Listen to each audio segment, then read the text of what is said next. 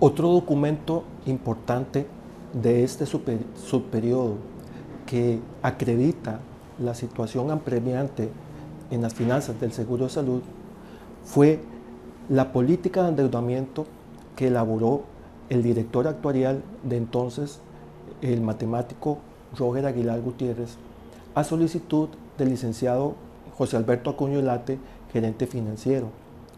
Para ese momento, la institución contaba con 4 créditos externos que sumaban 139 millones de dólares americanos, desglosados de la siguiente manera: 27 millones del crédito Banco Centroamericano de Integración Económica, BCIE 1429, por 27 millones. El crédito español por medio del Banco de Bilbao Vizcaya por 20 millones de dólares. El crédito del Sampo Bank de Finlandia por un monto de 32 millones de dólares. Y otro préstamo adicional del BCIE por 60 millones de dólares. En su estudio, el licenciado Roger Aguilar, luego de los análisis pertinentes, recomendó a la Junta Directiva adoptar un acuerdo para que en los próximos años, concretamente 3, siendo que este estudio data del 2003, no se adquirieran nuevas obligaciones, y acá lo relevante, por cuanto la capacidad de endeudamiento del Seguro de Salud ya estaba agotada. Otro de los documentos relevantes es el estudio que en 2004 realizó el actuario Rodrigo Arias López, jefe del Departamento Actuarial de la Caja, titulado Seguro de Salud, Evasión, Costos y Financiamientos según régimen de protección. Este estudio, tal como se visualiza en pantalla, permitió constatar 2 cosas. Tal como se observa en la tabla a la izquierda, el crecimiento acelerado a partir del año 2001 del déficit financiero global del Seguro de Salud, donde se observa en la última columna a la derecha cómo el déficit pasa de 2001 de 19.000 millones de colones a 33.000 millones de colones como datos reales. En el extremo derecho de la pantalla, lo segundo, los déficits anuales ya no reales sino los proyectados hacia el 2004, del 2004 al 2010, los cuales se observan de manera creciente para la mayoría de los regímenes de financiamiento de este seguro, particularmente trabajadores independientes y régimen de asegurados por el Estado. Un cuarto estudio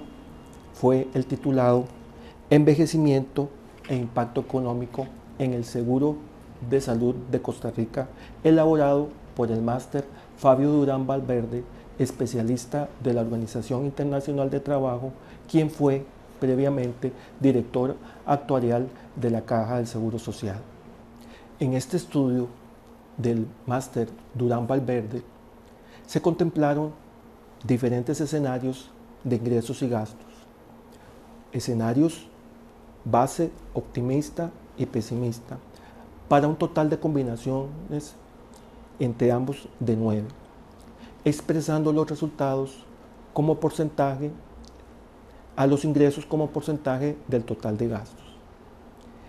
De acuerdo a estas combinaciones, la conclusión relevante es que un comportamiento pesimista de los costos puede enfrentarse satisfactoriamente en un único entorno. Este es, si ocurriesen condiciones optimistas de los ingresos, aunque advierte que este equilibrio sería bastante frágil a pequeñas variaciones adversas en uno o varios de los parámetros del modelo. Es decir, que acá, de acuerdo a este conjunto de proyecciones, de escenarios base, optimista y pesimista por el lado de los ingresos, o base, optimista y pesimista del lado de los ingresos, en el evento de que aconteciese en la realidad un escenario pesimista por el lado de los egresos, como efectivamente venía sucediendo desde el año 96, donde los costos del seguro crecían, y así lo han dicho las evaluaciones actuariales y los informes de auditoría, a una tasa de crecimiento mayor a la tasa de los ingresos de crecimiento de los ingresos efectivos, o sea, ubicándonos en ese escenario base de esa realidad, este solo podría ser superado si tuviésemos un escenario no base, sino más bien optimista por el lado de los ingresos. Es decir, que de alguna manera la institución pudiese recaudar más de los ingresos efectivos que ya venía percibiendo, lo cual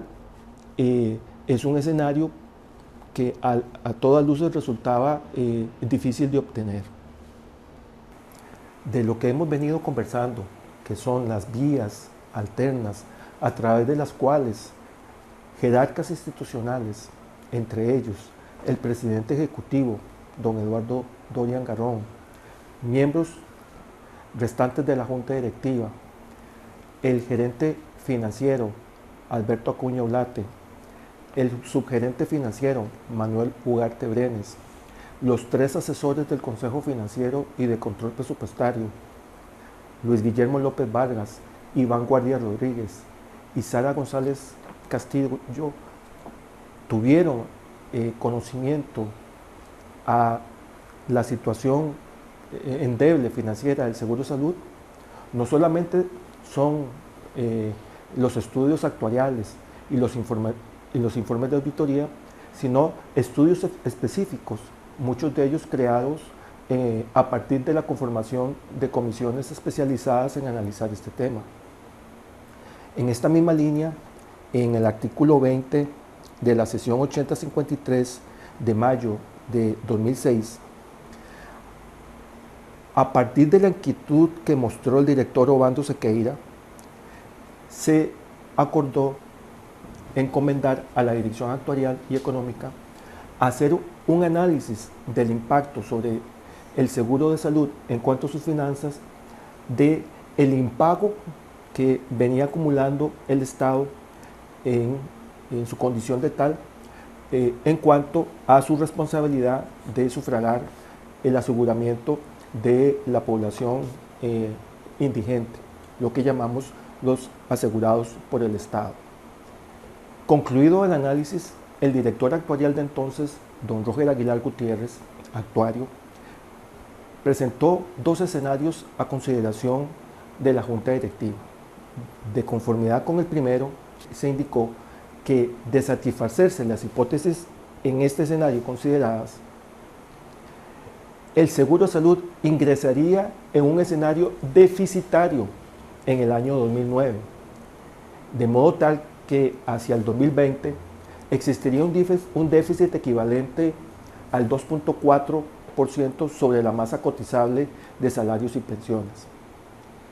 En un escenario segundo, si las hipótesis que se consideran ahí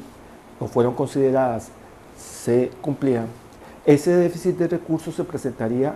hacia el 2015 y en el año 2020 alcanzaría un monto equivalente al 1.3% sobre la masa cotizable de salarios y pensiones, lo cual denota, ¿verdad?, que desde el 2006 ya la Junta Directiva tenía pleno conocimiento de déficits proyectados y de la situación que particularmente se tenía con el impago de los aportes del Estado para los asegurados en condición de pobreza. Condición que, pues, obviamente constituye un elemento más de todo lo que afectaba a este seguro para su debilitamiento constante. Habiendo entrado en mayo del 2016 una nueva administración a la Junta Directiva de la Caja, esta decidió elaborar un plan estratégico que denominó Hacia una Caja Renovada al 2025. En esta ocasión, por instrucción de la Presidencia Ejecutiva, liderada por el doctor Eduardo Dorian Garrón, se constituyeron diferentes comisiones de muy alto nivel para analizar los temas más sensibles y más apremiantes de la institución, entre ellos el tema de la sostenibilidad financiera de ambos seguros. En esta línea se conformó una comisión que elaboró, a partir de los diagnósticos que se tenían de años anteriores y de proyecciones actualizadas, el documento Hacia la sostenibilidad y equidad financiera del seguro de salud, fechado en octubre de 2006, que contó con la participación del licenciado Gustavo Picado Chacón, Iván Guardia Rodríguez, miembro del Consejo Financiero de Control Presupuestario, Luis Guillermo López Vargas, igualmente miembro de este comité, Sara González Castillo, también miembro de este comité, Alfredo Vindas Evans, director de sucursales, Odilí Arias Jiménez, directora de inspección, y el licenciado Luis Diego Calderón Villalobos, director de cobros, a los que este servidor se sumó. En este documento, que nace a partir de la propuesta de la Caja Renovada al 2025, en la misma línea que desarrolló el licenciado Fabio Durán Valverde, especialista de la OST, se consideraron proyecciones al 2015, 2020 y 2050. Estamos en octubre de 2016. Igualmente, en forma consonante con lo que venían indicando consistentemente los diferentes estudios que advertían de la problemática financiera del seguro de salud, ya sea por la vertiente de las evaluaciones actuariales, los informes de auditoría u otros estudios internos y externos, esta comité llegó a la conclusión que combinando igualmente escenarios base, optimista y pesimista, tanto del lado de los ingresos como del lado de los egresos del seguro de salud, si se diese un escenario pesimista en el lado de los costos, en el ámbito base, que era la tendencia que se tenía, este solo podía ser superado en una cuantía importante si se diera un escenario extremadamente positivo en el lado de los ingresos, cosa que no era esperable porque no se tenían las condiciones para poder, con el nivel de empleo de ese momento y los niveles de contribución establecidos, llegar a compensar el nivel de déficit que se proyectaba hacia estos plazos 2015, 2025 y 2050. Tanto es así que, como producto de los insumos que esta comisión que analizó la sostenibilidad financiera del seguro de salud, más los informes que en diferentes campos adicionales entregaron diferentes comisiones, se construyó el Plan Estratégico 2007-2012 para la Caja, aprobado en octubre de 2017. Es importante indicar que dentro de las acciones estratégicas en el ámbito financiero se estableció una muy importante en esta línea de fortalecer los ingresos para que se tuviese un escenario más optimista que pudiera compensar el escenario base negativo que teníamos por el lado de los egresos. Se instruyó a la dirección actuarial a realizar un estudio novedoso para explorar y valorar la posibilidad de poder financiar al seguro de salud a partir de otras rentas distintas a las que se generan a partir del trabajo. Ciertamente, cuando la caja fue constituida en 1941,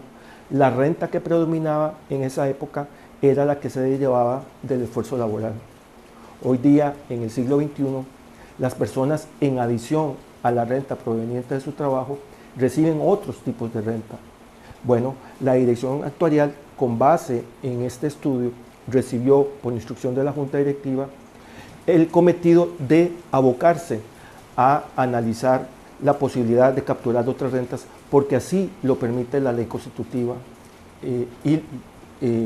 el artículo 73 de la Constitución.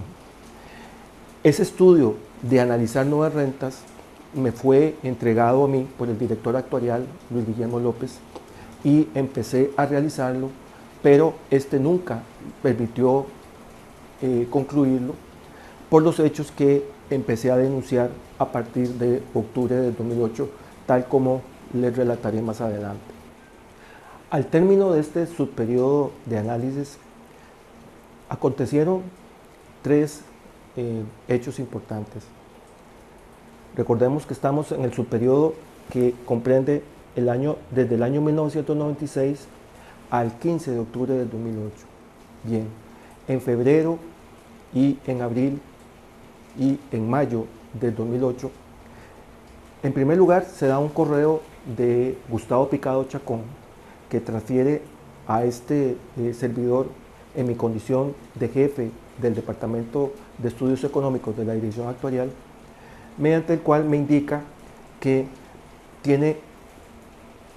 gracias a una asesoría que años atrás se había contratado a un econometrista, el doctor Otto Kikut, para utilizar esos modelos econométricos para afianzar algunas de las proyecciones del seguro de salud,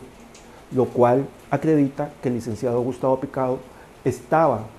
familiarizado con este tipo de proyecciones y con los resultados de las mismas, los resultados deficitarios que indican todas las pruebas que aquí se han acreditado. En segundo lugar, en abril de ese mismo año, el licenciado Gustavo Picado también menciona, en mayo de ese año, ¿verdad? Algunas estimaciones de ingresos y gastos en un escenario base que él tiene en un modelo de Excel para proyectar al seguro de salud. Y en ese mismo tiempo, alrededor de abril 2008, la Presidencia Ejecutiva encomienda a un grupo coordinado por el licenciado Iván Guardia Rodríguez,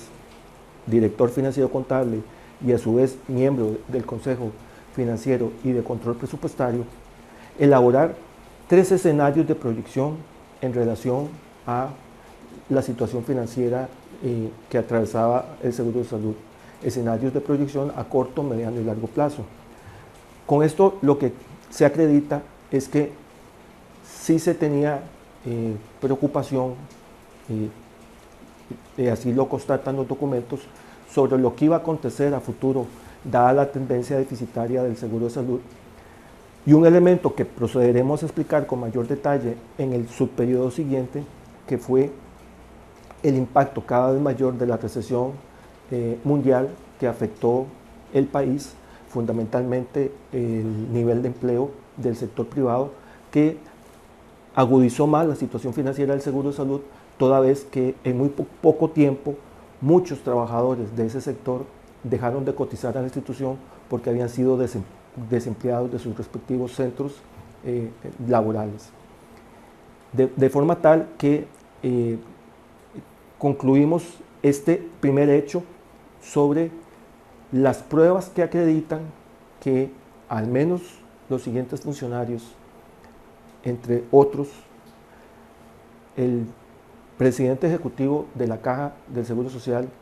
2006-2010, don Eduardo Dorian Garrón, el director actuarial subordinado a la presidencia ejecutiva, Luis Guillermo López Vargas, a su vez, reitero, miembro del comité del Consejo Financiero de Control de Gasto, igual el director financiero contable Iván Guardia Rodríguez, igual la directora de presupuesto Sara González, y a su vez los gerentes José Alberto Acuña Olate, ya en ese entonces gerente administrativo, y Manuel Ugarte Brenes, gerente financiero, conocían de toda esta situación, a las que también se sumaba el licenciado Gustavo Picado Chacón, primero funcionario de la Dirección Actuarial Económica, luego director financiero administrativo del régimen de pensiones, posteriormente director de pensiones y luego, como se detallará más adelante, director de gestión y administración de personal. En todas estas circunstancias y a través de este periodo, estas personas, en su mayoría y otras más, tuvieron conocimiento de la situación, reitero, endeble de las finanzas del seguro de salud, que era el seguro que tenía una condición más apremiante, toda vez que, como les he comentado, en los años 2000 y 2005, el régimen de IBM fue sujeto a reformas paramétricas y no paramétricas que le dieron cierto margen de oxígeno para años posteriores. Con esto concluimos este primer hecho de este subperiodo, pasando a otro, al segundo hecho, que es la adopción de aumentos salariales, tanto al salario, en lo que compete al salario base, como anualidad, en un concepto global que se concibió como una política de percentiles, que venía suscitándose desde las encuestas salariales que se practicaron por la Dirección de Recursos Humanos desde el 2005, que se repitió en el 2007 y que dio paso a ajustes técnicos durante el periodo 2006 a 2010. El segundo hecho, entonces, consiste en este conjunto de aprobaciones de ajustes técnicos no vinculados a la inflación y de paso tampoco a la productividad, que se hicieron a múltiples subcategorías de puestos.